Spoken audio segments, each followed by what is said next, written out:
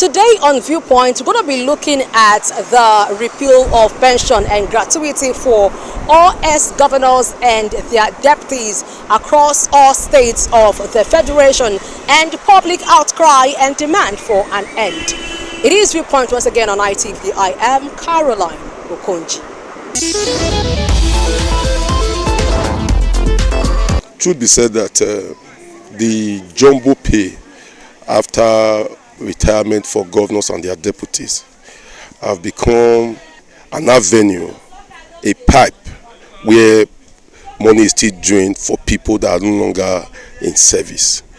If everybody get the jumbo pay, our professors, our doctors, teachers get those jumbo pay, I'm not sure there will be future for Nigerians. Expecting same governors will collect over 800 million, 500 million, as the case may be, for security votes, which is not traceable or they are not answerable to. Same governors, all what they eat, clothes on, are still done on us.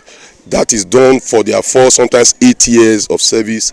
Then continuation again when they sit at home is still continuous. Even in some states, I'm sure you are also aware that you still get to give them cars.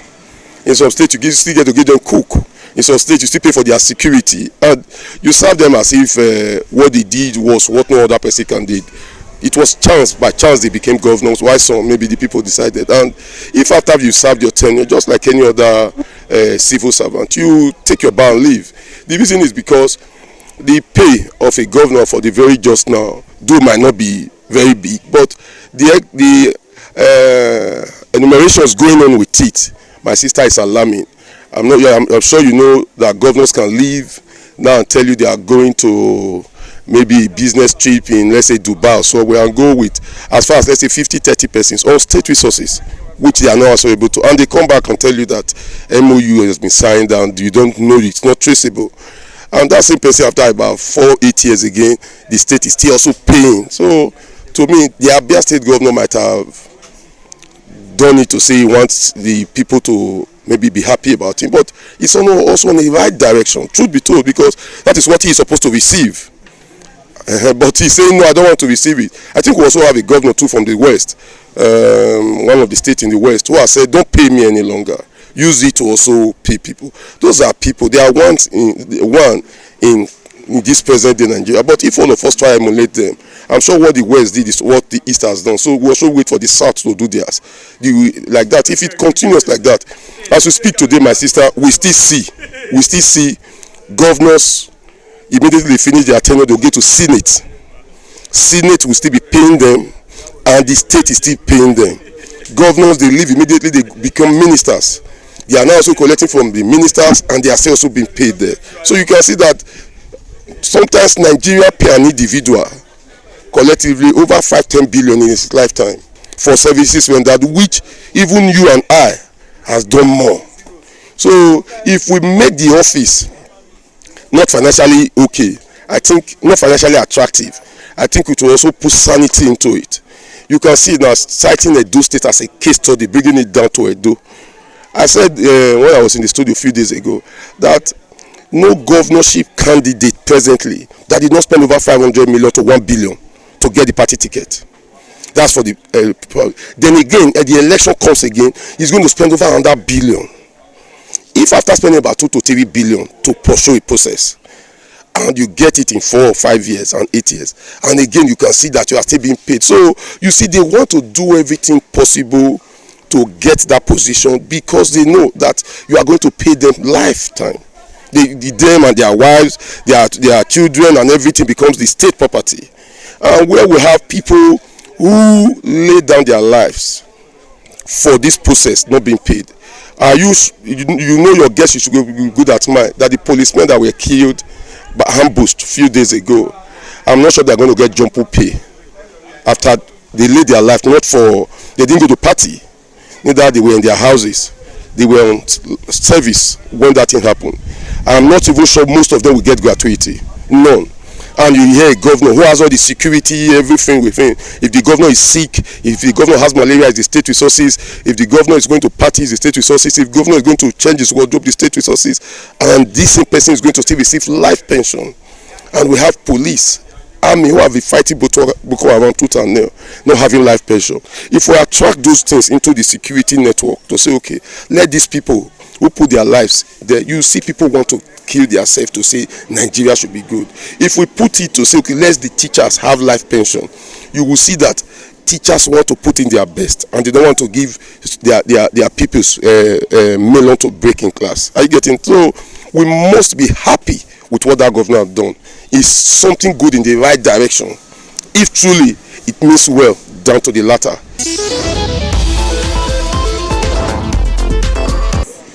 Well, at least most of the ex-governor and their deputies, the money they are receiving should be revoked by all state governors.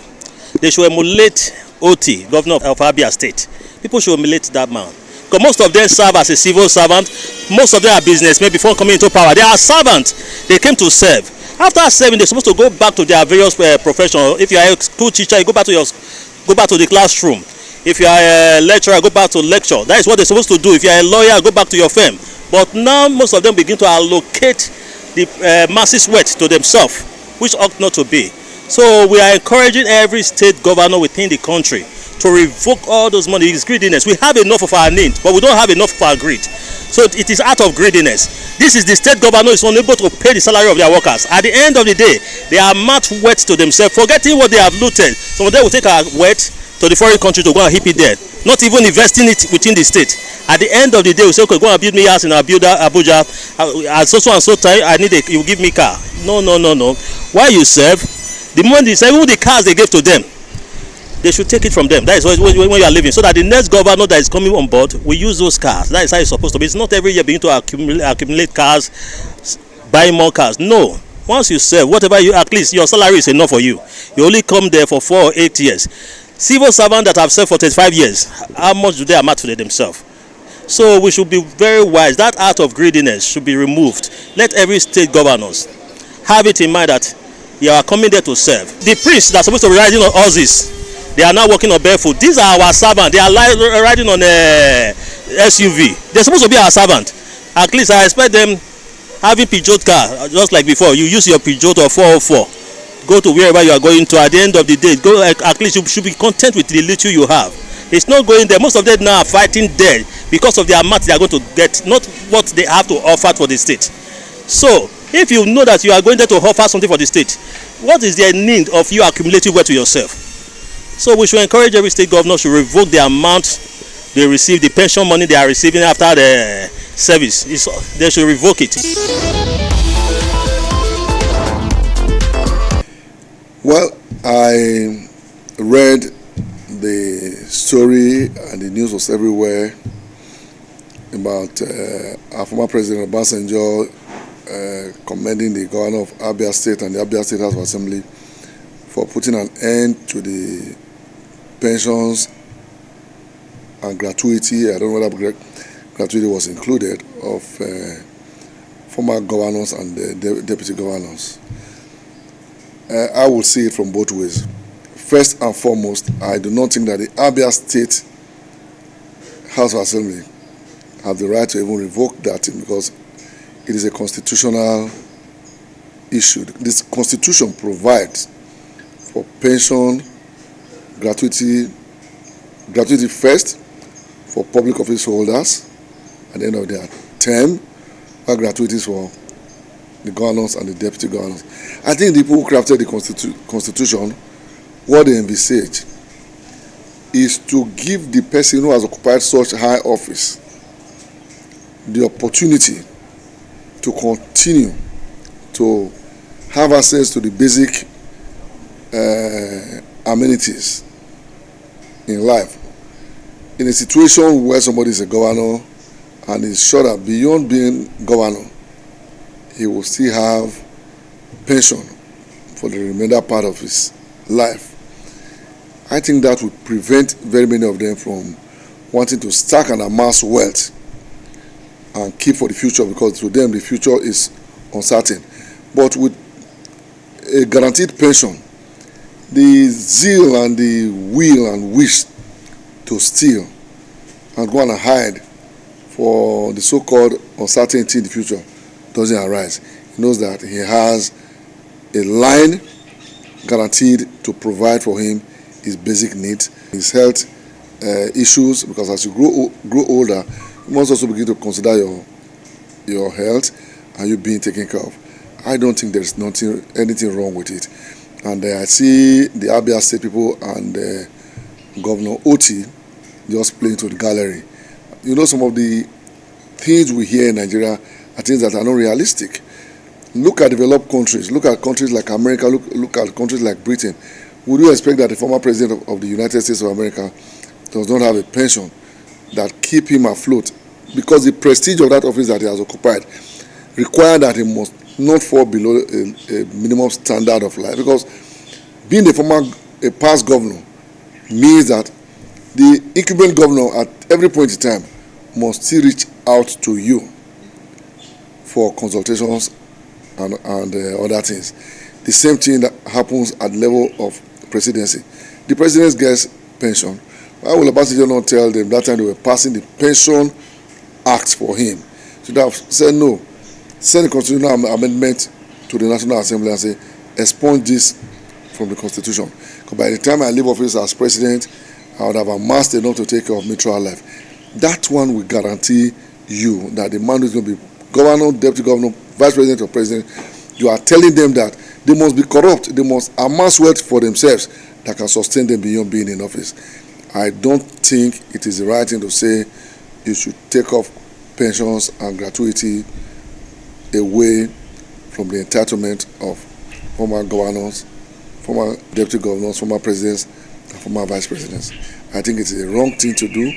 We must not just play to the gallery and people are applauding, oh, they are taking the money from them, they have stolen so much while they were in office. Mind you, not everybody who is in office is a thief. You must also provide for some people that live a honest and a modest way of life. When the man is assured that beyond being governor, I still have an income that I continue to earn, I can take care of my basic needs, the man will not be too tempted to want to amassing wealth, having been exposed to a standard of life that I can no longer sustain this. Let me keep something that will keep me at that level. No, I disagree completely with anybody who says that you should remove pensions for former governors, former deputy governors, presidents, and vice presidents.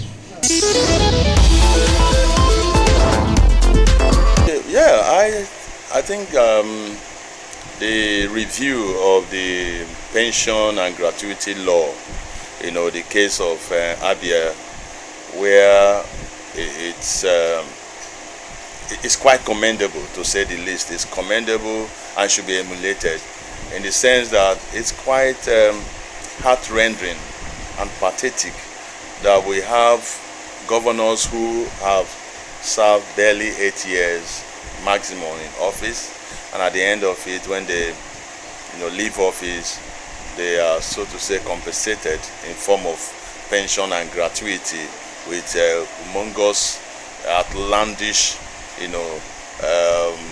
form of reward in form of pensions and gratuity, where most of them are given exotic cars, state-of-the-art buildings, accommodations, and even numerous staff under the payroll of the state government.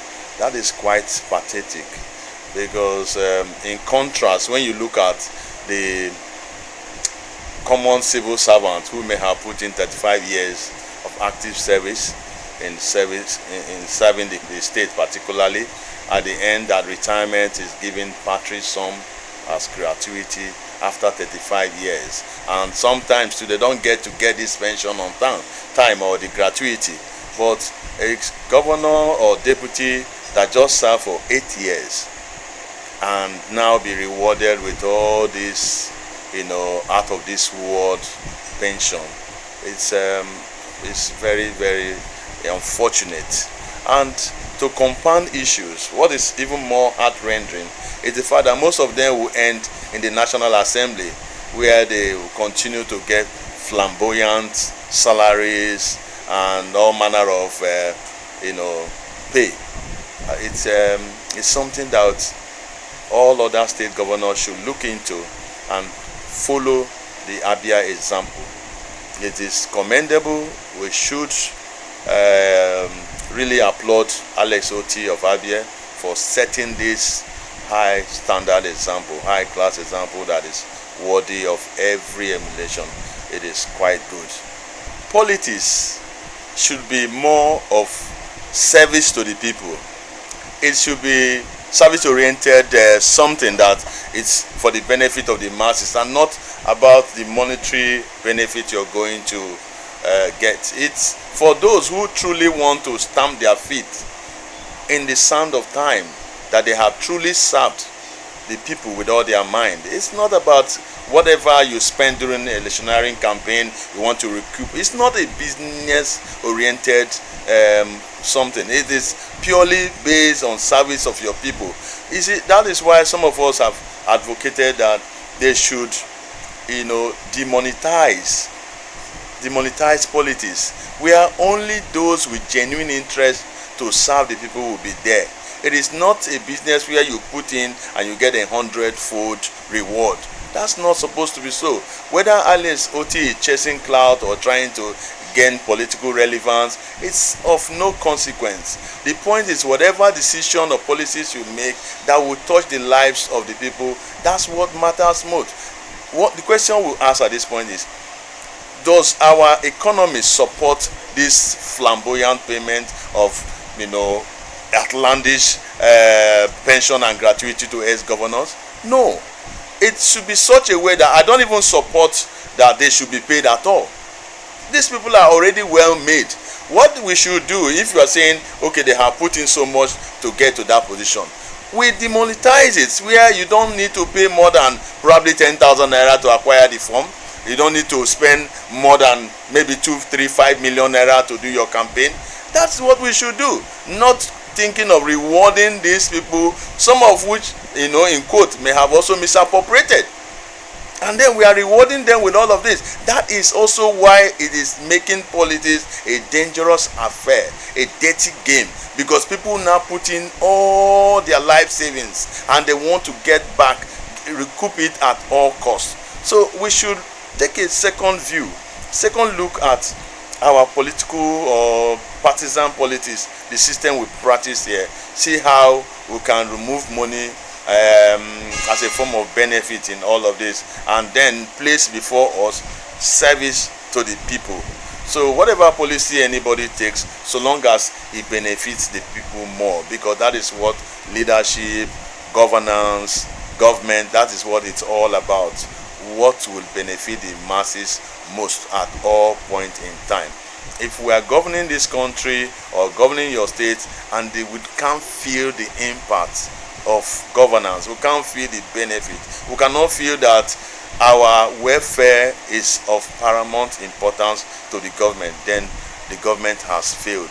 So it is a right step in the right direction to remove all of these benefits, so-called benefits of pension and gratuity from ex-governors and their deputies, who eventually are going to also end up in the National Assembly, where they will retire to and begin to make even more than they made while they were as governors. So it's high time we looked at all of this and see how we can move this country forward. Pension for ex-governors and their deputies should never be scrapped, because the governors and deputies, as soon as they take office, are supposed to focus exclusively on their duties. And when they leave office, there must be some kind of provisioning to support them, because it will be an ugly sight to see a former governor in penury. Maybe the amount that operates currently is too large, so maybe some streamlining, but never scrapping. They say that if horses were wishes, beggars will ride. So to run for a high office is not a cheap enterprise. It takes a lot of money. But the money doesn't have to come from an individual's pocket. It can actually come from crowd funding or donations from party members or party sympathizers. But that said, providing pension for the governor or his deputy I think it's morally imperative. We have to support those who have served us in the public, especially those who have served with merit. Using Abia State Governor Alex Otti as an example, who have signed the repeal of pension and gratuity, well, gratuity I may say, for ex-governors and their deputies in Abia State, and yes, who also had former President Olusegun Obasanjo visited him and applauded him for the development. So many people are saying that other governors should follow suit, including the former president who also visited him, said other governors should follow suit as a way to help boost the nation's economy and state economy. Getting to hear from the respondents with their different opinion. Some are saying it is a welcome development, while some are saying it is not a welcome development. Some totally disagree, saying that whether we like it or not, or as the case may be, that all these ex-governors should be compensated and also allowed to enjoy some benefits as ex-governors. It is Viewpoint on ITV. I am Caroline Okunji.